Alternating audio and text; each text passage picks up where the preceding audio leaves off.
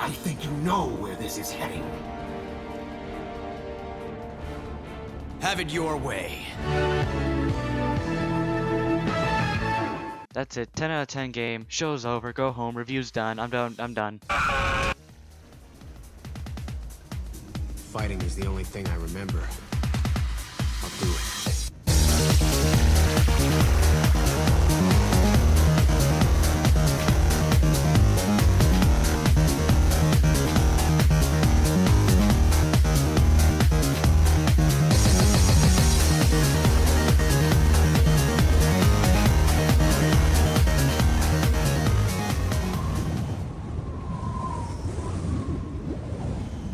Now, before I get into the video, there is one small thing I want to explain to you guys.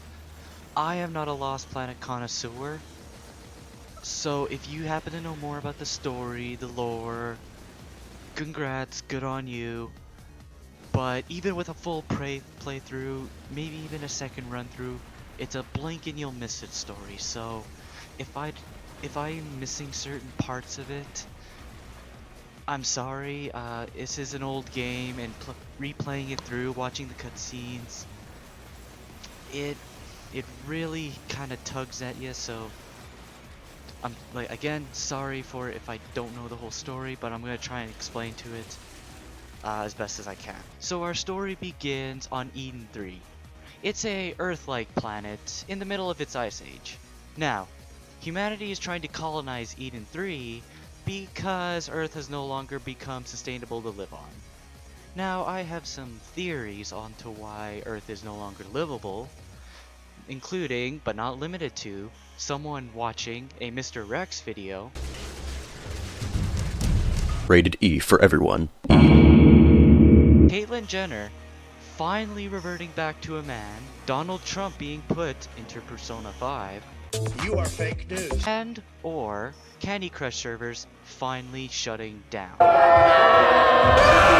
You play as John Wayne. Actually, play as regular Wayne. That joke kind of sucks. John Wayne at the first Thanksgiving, pilgrims. He's a snow pirate who fights the mega corporation Nevik to stop the Frontier Project. What is the project? Well, the project is kind of meant to heat up the whole planet and kill off the natural inhabitants, the Agrid. Who are the Agrid?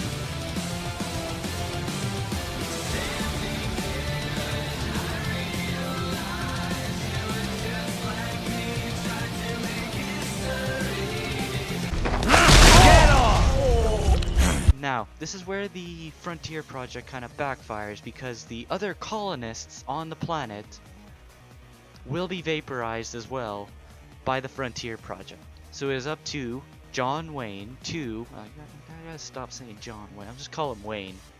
I don't remember what his first name. Get off my back, okay? What is this, freaking... It's Donkey Kong Country 1? I don't freaking know Donkey Kong's name. It is up to Wayne to stop the whole project and save all the other colonists' lives, while also finding a better solution to heating up the planet. I'm paraphrasing a little bit, but I'm not going to go over the whole story, so let's just move on from that.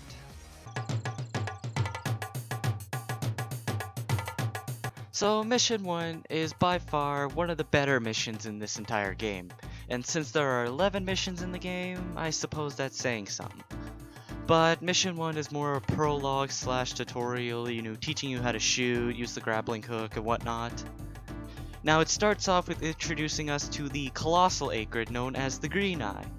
Wonder why it's called that, huh? Maybe it wouldn't have to be because it has green eyes or anything. No, I don't know.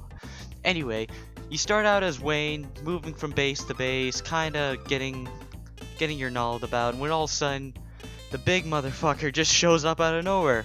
And unless you're a dumbass like me who thinks that you can kill it just with a stupid assault rifle, you're dead wrong, cause I died right away.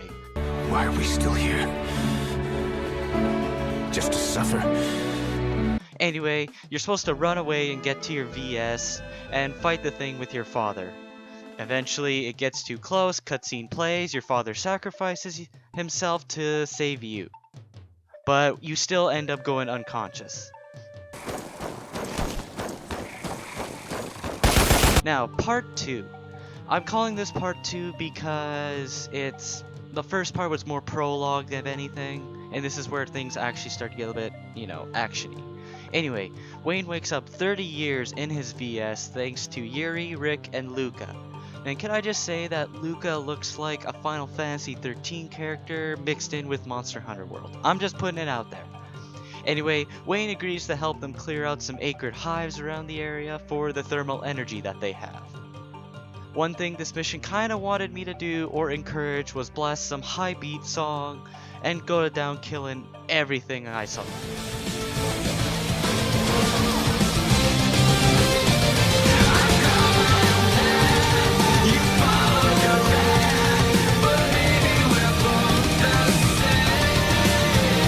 Afterwards, you enter a cave and fight one of the main baddies there. Now, I will mention here that every single mission has a boss fight at the end of the level. Most of them are just bullet sponges, but constantly shooting at them with VS machine guns is a thing of beauty, and I think it's handled really well here. Let's move on to mission 2 and 3.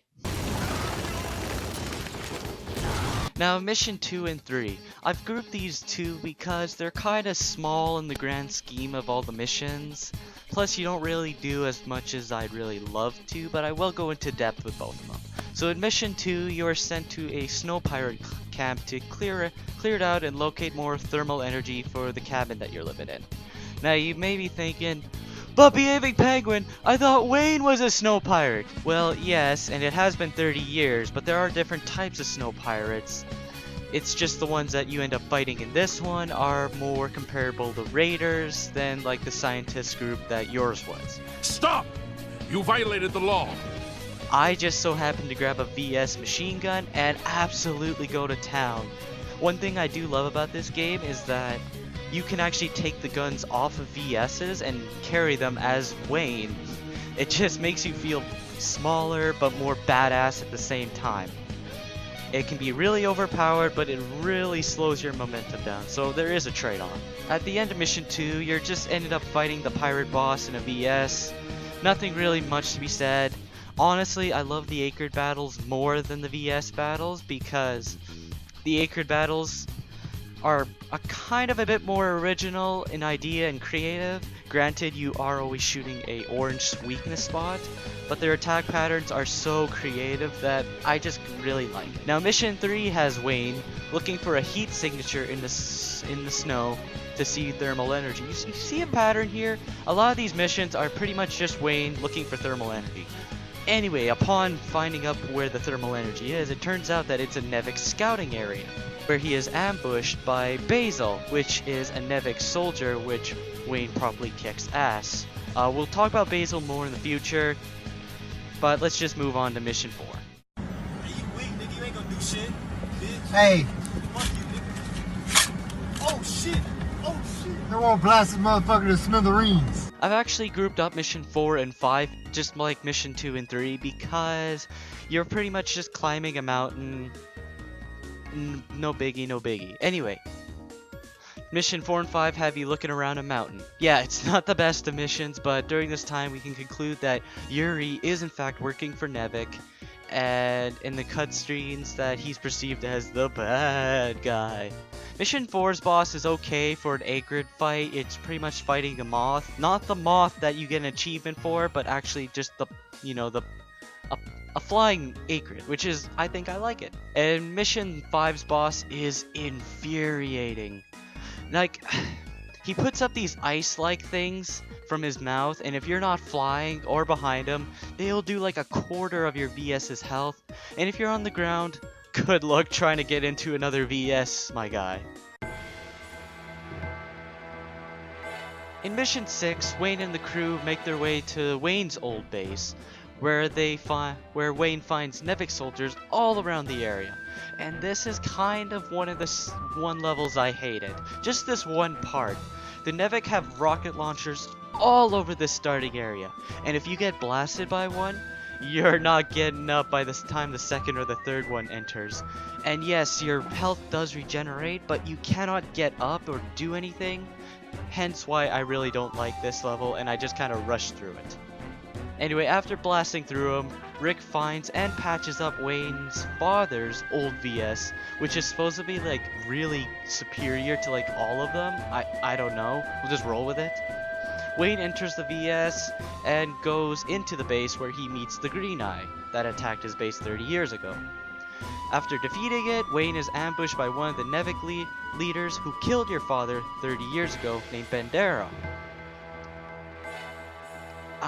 I'm just gonna point this out. Why the hell is Luca here? Like, Wayne just pretty much saves her anyway. Whatever, move on again. So it's been 1 year since Wayne had awoken up from his coma-induced slumber. Anyway, the mission continues on with Wayne having to meet up with the Crimson Pirate Fortress to hijack his cabin back, when they conveniently meet up with Rick, who says that he was saved by Basil, the boss fight that you fought earlier. The boss fight in this one is okay, but it's your first introduction pretty much to the spider one, the spider VS, so I'm okay with it. Let's just move on from that. You know, the more I talk about this story, the more I realize that Lost Planet 3 has like a way better story narrative than this.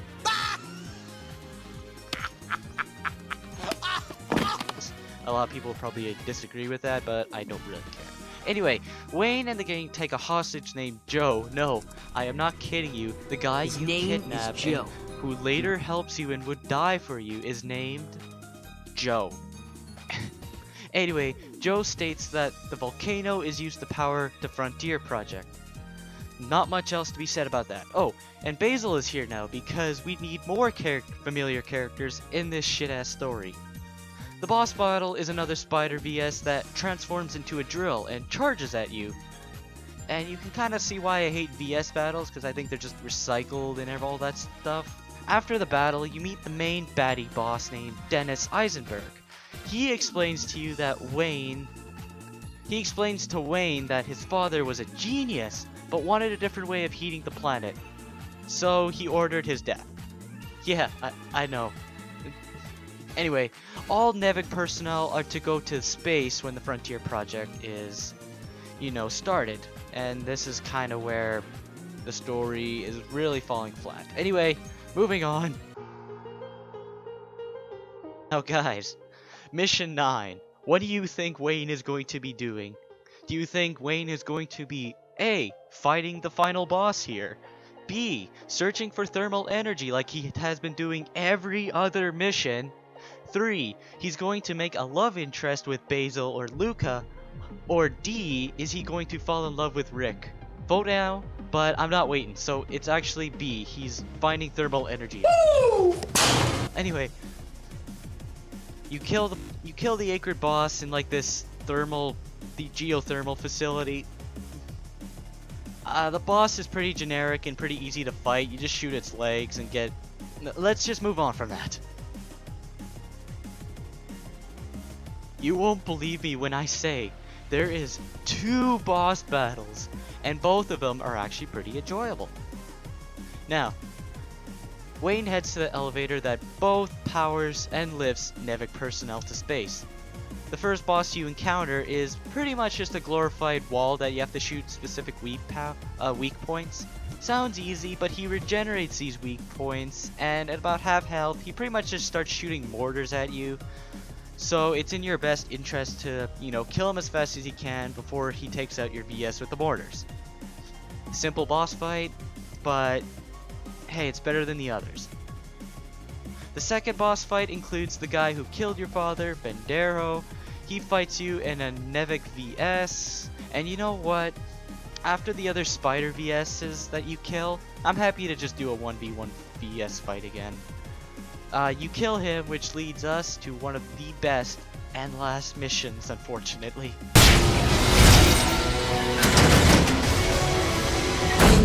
In Mission 11, Wayne's father's VS is suited up with Wayne's special harmonizer, which is the thing that keeps everyone from freezing, and he basically overclocked the VS.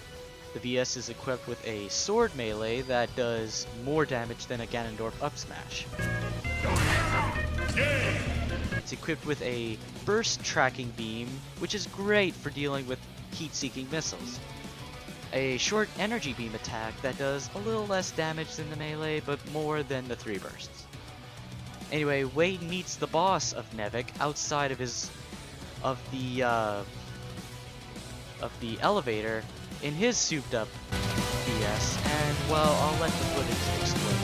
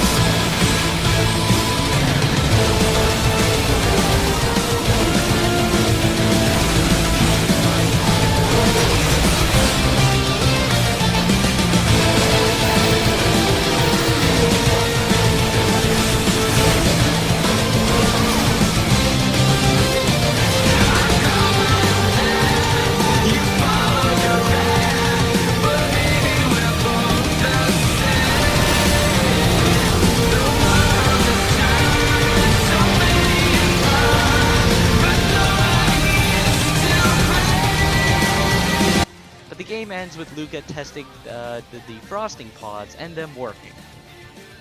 So what can we learn from this? Well, Lost Planet is an amazing game with maybe not the most intriguing story. When I hear people talk online about how Lost Planet 2 had no story and Lost Planet 3 made the story generic, I look back at that and I say, there was a good story here? I mean, Lost Planet was great. Lost Planet 2 got rid of the story and added 4-player missions. Kinda like a Bethesda title right now that I know of.